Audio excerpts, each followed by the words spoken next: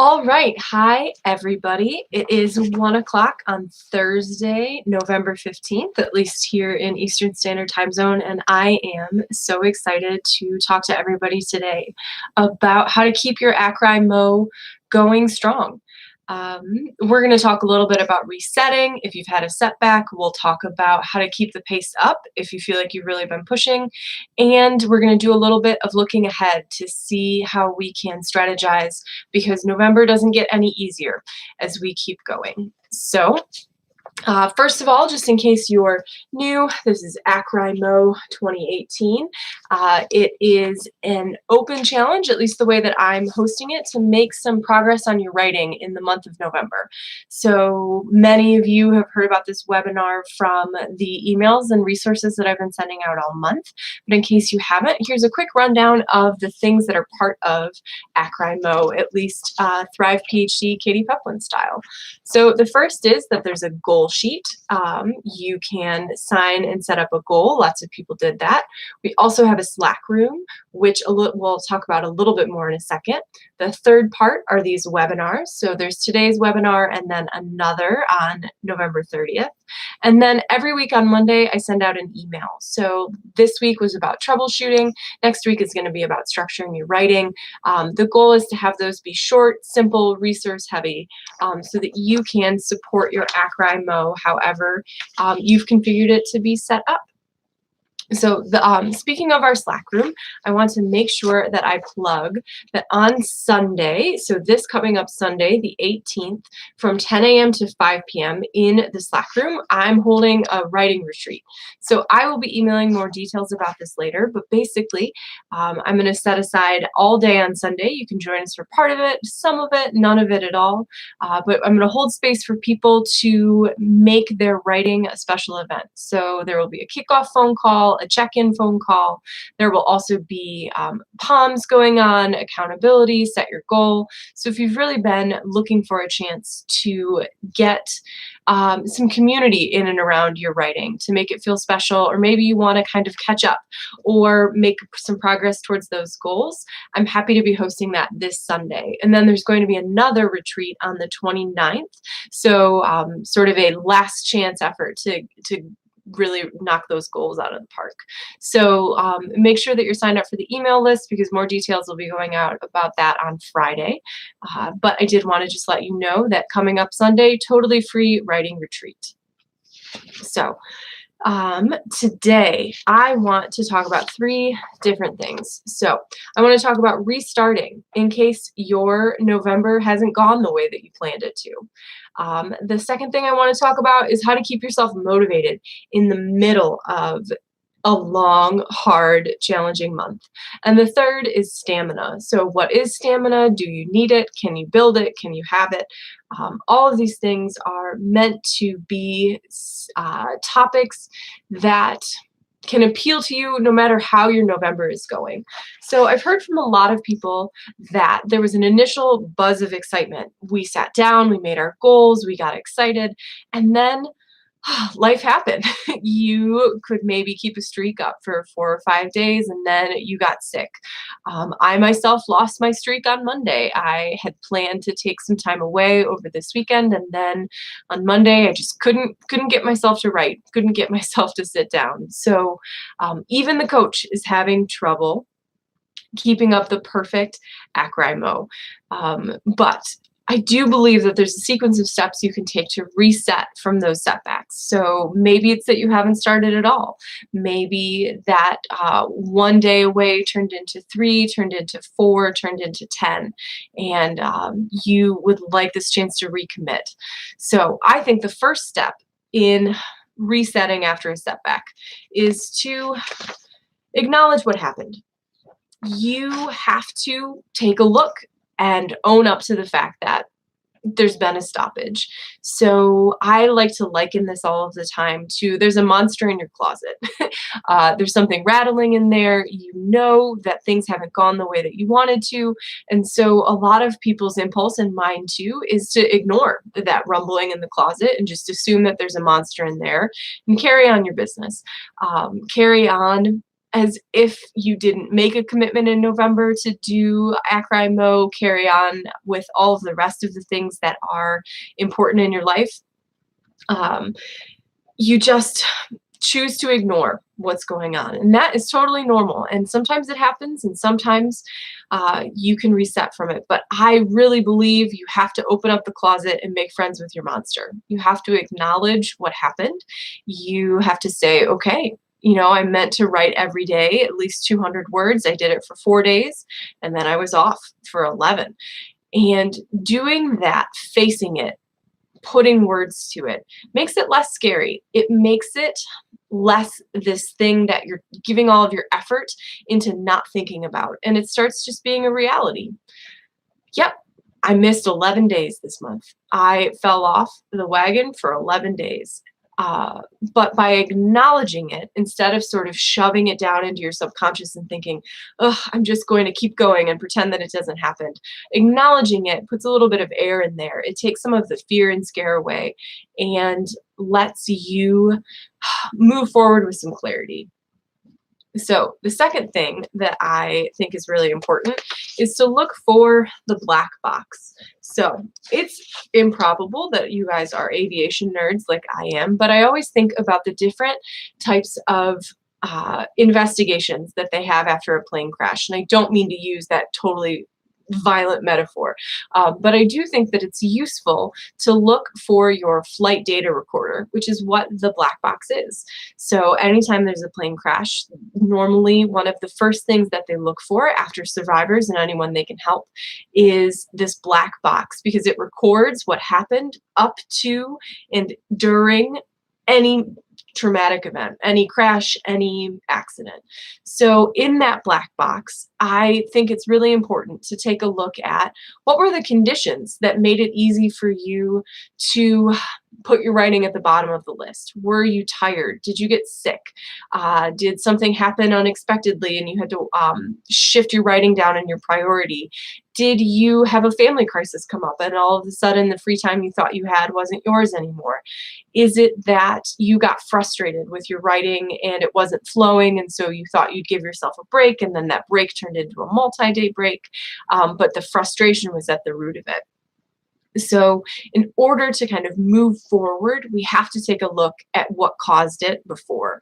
You have to say, okay, what are my habits? If I get really frustrated, is it a pattern of mine to avoid my work because I hate feeling frustrated? Is it a pattern of mine to avoid my work because I got some really negative feedback and that stung and felt terrible, and so I put it in a drawer and walked away from it? Looking at those patterns can help you circumvent them. But if you never know what caused the accident, it's a high likelihood that you're not correcting for the conditions that put you there in the first place. So, speaking of next steps, I do think that it's wise to take some sort of corrective actions. So at the end of any NHTSA report after an accident, there are recommended actions. So with a plane, they might request that people don't fly the specific model in an ice storm, but it might be for you that if you receive a lot of feedback and it's critical, that you need to give yourself a break, but instead of jumping right back into those conclusions, you build in a chance to do a free write where you write out all of your frustration and your anger and your hurt feelings about that tough feedback, and then you get back to it instead of pretending that the criticism didn't bother you. Or maybe it's that you have a tendency to prioritize everybody else in your sphere's work above yours. So you've noticed that if you sit down to do your writing in the lab and someone has a question or they need help or the machine's not working, you drop whatever you're doing, no matter how important it is to you, to help them. So maybe your corrective action is that you don't go to the lab until you get your writing out of the way, or you put headphones in to make it clear that you're not available to answer any questions. Or maybe it's that you shut your door or put up a sign that says, I'm going to be writing until 2 p.m. I'll be back with you later. But once you've sort of acknowledged the conditions that made it easy for you to fall away from your goal, it's really important then to make some corrective actions if there are things that are systemic, if there are things that have happened before. That doesn't mean that those actions will magically prevent them from ever happening again, but the more that you can build in an awareness of what happened that caused you to get off track, the easier it is to take those actions to get yourself back on track, and the shorter that cycle gets. Because maybe you'll have some bad feedback and you'll feel really tender and you'll avoid it for 2 days. But if you only avoid it for 2 days instead of 10, that's more than a week of time that you got back. So it's not necessarily about trying as hard as you can to control everything around you so that you never have a setback. It's about learning what makes it easy for you to set back, to come back after a setback, what makes it easy for you to reset, what makes it easier for you to trust yourself that you can keep going. Okay, so those are my top tips about resetting after some time away from your project. And I will link in the show notes to a blog post that I wrote a couple of months ago all about resetting after a break. But the next thing I want to talk about is how to keep yourself motivated once you're working in the middle. So this is something that I wrote about on the Thrive PhD blog just this week. But anybody who's started AcRIMO feeling amazing, like it was the new year of academic writing, can attest to the fact that there's something really exciting about beginnings. There's something really fresh and exciting and energizing about starting on a clean slate. And there's usually something exciting, even if it's not is happy exciting about reaching a deadline. You know that there's some external pressure. You know that there is somebody waiting for you. You know that things are depending on your meeting that deadline. And so there's excitement at the end, even if it feels a little bit more high pressure. It's just keeping yourself going in the middle. And sometimes that middle can last for years. So if you think of your dissertation as being kicked off by your proposal or your prospectus, and then the finish line is turning the defense in, my goodness, that's a lot of middle. For me, it was over 2 years of middle. So I had to find ways to keep motivated in that middle part where it wasn't the beginning, where it was fresh and new and exciting, and it wasn't the end where I had this sort of real sense of urgency. It was just the day-to-day of this is my job to be an academic writer. So here are some of the best tips that I have for making that middle motivating. And the first, which we talked about a little bit on the first webinar, but I think is really powerful, and I want to reiterate it, is that you have to make your progress visible. So I've noticed, having watched the Slack room for a couple of weeks now, that the people who are saying, I'm at this number of words towards my new word count goal, or I'm at this number of hours that I wanted to hit this month, if they have something that's counting, if they have something that's making it concrete, they're a lot more likely to both feel excited and energized because that progress is something visible to them. It's not just words that go into a Scrivener or a Word file and then disappear. It's something you can count, something that you can make concrete. So maybe it's that you give yourself a sticker, which is what I've been doing. I've been giving myself these bunny stickers on my planner. So for every day that I do my 750 words, which is my goal this month, I give myself a sticker. And that feels juvenile, but in a really satisfying way. It might be that you make it visible by coloring in an Excel spreadsheet cell for every time that you finish a poem, which is something that somebody shared with me on Twitter that I think is absolutely brilliant. Maybe it's that you fill in one of those progress charts or a page in your bullet journal, and every time you get closer, you get to fill in another square. So making your progress not dependent on anybody else's feedback, not deadline specific, but just every time I move forward, I'm going to mark it somewhere I can see it. The second thing that can help make that middle a little bit more motivating is to set up some milestones for yourself. So anyone that's ever driven on the highway knows that, or been in a car on the highway, is that there's a lot more of a sense of how far you've traveled as compared to air travel, unless you're watching that little airplane map, which I do, because you can see the mile markers tick up or down depending on how you're going. You know that this exit is 30 miles or 30 kilometers past the past one. You have a sense of how much road that you've traveled.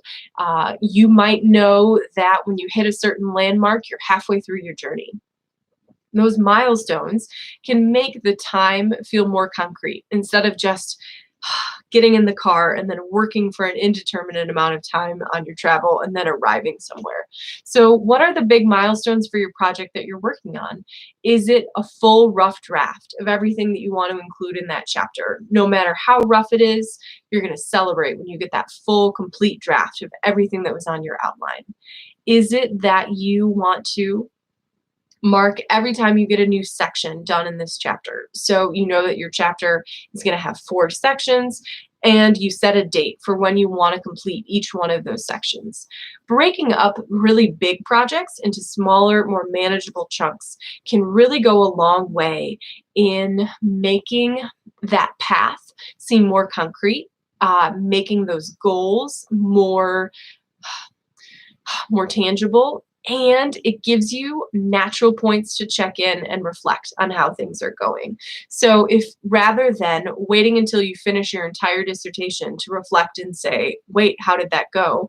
If you have milestones, you can stop at regular intervals and say, okay, what worked really well for me in that section? What worked really well when I was writing this first draft? What maybe didn't work as well? But having a milestone is a natural break where you can kind of take stock and move forward with some clarity and some purpose rather than just kind of muddling through and hoping you get somewhere by the end of it. And another thing that I think is really important are rewards. So it was one of my great joys in the beginning of November and the run up to AcRIMO to look at everybody's rewards. And some of them were big and some of them were small in the goal sheet. And I know that probably more people even kept them personal. But there were so many people that wrote initially, I'll come back to this, or, ooh, this is a really good question. I haven't thought of anything. The idea that we can reward ourselves for anything smaller than finishing a dissertation or submitting a book proposal or getting tenure can seem alien to some people. But if you make a habit of recognizing your own achievements with something that fills you up with a positive feeling, the more that you begin to associate, I work hard, I then feel good. So it's easy to see that where I worked really hard, I defended, and now I feel good. But if you get in the habit of saying, I finished this section, I finished it when I wanted to, I worked really hard, I'm going to do something to reward myself. Maybe I'll make a plan to go for a walk around the block. Maybe I will join a friend for a really nice coffee. Maybe I will quit work an hour or two earlier just to be with my partner or my family. The rewards don't have to be big. They don't have to be expensive. But the idea is that the more that you prove to yourself that if you work hard, you'll feel good, the easier it is to associate work with positive feelings as opposed to working as hard as you can to forestall future disappointment. And the last thing that I think can really help motivate in the middle of this project or the middle of AcRIMO is answering motivation questions. So I know several people have been using the amazing scholarship reflection questions as part of their AcRIMO, and I will link to those in the show notes. Those are great questions and to help you understand what your project is, why it's important. But I have 2 standards that I always like to use whenever I'm feeling that I'm stuck in the head loop of this doesn't matter, no one will read this is pointless, why am I writing? 3 people will read this if I'm lucky, this will never get published. We can all fall into that trap of thinking that our work doesn't matter because it's a hard road to get any idea from your brain into a format where other people can access it. But these 2 questions, I think, really help me focus on what my work is doing outside of the publication flow or the outside methods of marking whether or not my writing is important. The first question is, who needs what you know? Who needs my work? So when I was writing my dissertation, it was hard to say who needed my work because I didn't know that I was going to be a professor, and I was pretty sure that I wasn't, and I didn't know if I was going to ever publish it. But I decided that who needed my work was my committee. They needed to see what I could do in order to get me out. And then if I thought more broadly, I said, this might not ever be a book in the formal sense, but my work is still important because it's going to go in ProQuest where it's open access. And maybe this is going to be the only time that these archival sources that I'm working with ever get written up. So that's important enough for me. It's important enough for me that the people who I'm writing about that have long since shuffled off this mortal coil have a small piece of space in the repository of knowledge. And so, yes, my work was probably never going to influence public policy or change huge conversations in my field, but it was important in several ways. Several people still needed my work, even if I didn't see that represented in the traditional academic sense. And the second question is, why is my work adding value? So this question totally shifts depending on who you are and what field you're in, but maybe your work is adding value because it's bringing underrepresented voices into the conversation.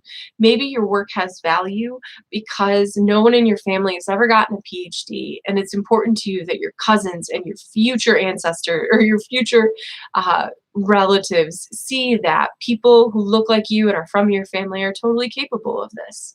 Maybe your work is adding value because it's writing up results that nobody's ever seen that might help move research in the whole field forward. Your work adds value in all sorts of ways. So tapping into that value that's not necessarily dependent on being published in Nature or getting a book contract, how it adds value just in an intellectual sense can be a really motivating question to answer. So I would answer that question often in my free writing sessions, which I use to start off my work days. And it was a really good way for me to stay in contact with the bigger why questions. And like I said, the scholarship questions that are releasing every day this month are another amazing resource for tapping in to those whys and hows and wheres. Okay, so the third thing that I want to talk about is stamina. So no matter how you've landed, whether your November 15th is hitting you in the middle of a 15-day streak of your writing, maybe you're just getting kicked off, all of us have made it through a long, hard year. 2018 has been long. It feels like November has been long. It's been a long journey, and November only gets harder from here with various holidays, with end of term, with more grading, with more marking, and we'll talk a little bit more about that at the end of this call. But the first thing that I want to say is that it's important for your stamina to make your self-care proactive rather than reactive. So many people, and I know that myself included, fall into the idea that self-care only is something that you earn, or something that is a reaction to conditions on the ground. So maybe you didn't sleep well one night, you're going to make the effort to go to bed a little bit early to compensate for that past sleep that you were missing out on. Or maybe it's that you worked really, really hard to get to this certain deadline, and so now you're going to take care of yourself. And I've written about this a little bit on the Thrive PhD blog in the last couple of weeks, but shifting the idea that self-care can be even more effective when you do it proactively. When you say, I've been carving out a whole extra hour of my day to write this whole month. So I need to make sure that my sleep is as good as I can get it, that I'm fueling my body with food that feels good, that I'm moving my body in a way that gives me energy and helps me take care of myself. So rather than only taking care of yourself to respond to a situation, working through that in a more proactive way. The next thing that can help add some stamina or help make things a little bit easier to keep going is to add in some accountability. So anyone who knows that their advisor is looking for a chapter knows that having someone waiting for something is an awesome motivator and gives you a lot of energy when you might be looking for it inside of yourself. So I recommend to my clients all the time that they get in the habit of writing update emails, either weekly or bi-weekly or monthly, wherever they sort of land with their advisor, to update on the progress, even if it's not a deadline that's due. But having a place where you check in as frequently as it feels good to you to say, this is what I'm doing, this is what's going well, this is what could use a little more support, and these are my plans for next step. Having a place where you can talk through those ideas, whether that's a writing group or an accountability group, or whether you join Thrive PhD and do it there, or you send update emails to your committee or your lab, having somebody that you check in with, even when it's not the deadline, can help you give a sense of every so often I check in with myself and say how it's going. And that gives you a chance to sort of course correct and make smaller moves to fine tune how your schedule is working or how your routines are, your habits, in order to make the best of the time that you have available. And I call those sort of things, those tiny changes, building up guardrails. So these are a lot of driving metaphors because I've been thinking a lot about driving as I was traveling the last couple of weeks. But if you've ever been driving on a highway with pretty steep inclines on either side of the road, you've seen guardrails, which are there to help keep you on the path.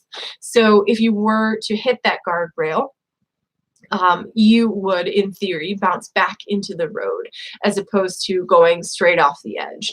So obviously, if you hit head on, there are some things that we can't forestall. There are some things that are always just going to take the wind out of you. But having guardrails up in place, however that looks for you, can help it make it easier to do what you want to do and stay safe. So for me, a huge guardrail in my self-care routine is sleep. So I make it a priority to get quality sleep whenever I can because it helps me stay a little bit more grounded on my road, so to speak. For other people, it's having accountability check-ins. For some people, it's having workouts that are scheduled. For others, it's a writing group that wants to see drafts every 2 weeks. But putting in place for yourself protections for the places where you know it's easy for you to slip away. So if you know it's easy for you to hide when writing feels frustrating, building in some visibility can help keep you a little bit farther on the path. So thinking about your own trouble spots, your own likely places where you might fall off the road, and building in some guardrails to keep it a little bit easier. So for the last couple of minutes, I want to just give us all a pep talk for the half of the month that's coming up. We've talked a lot about how to think about what's happened before in November, how to course correct, how to build up stamina, but now we're looking at the second half of November. So if you're in the US, that might mean travel for Thanksgiving.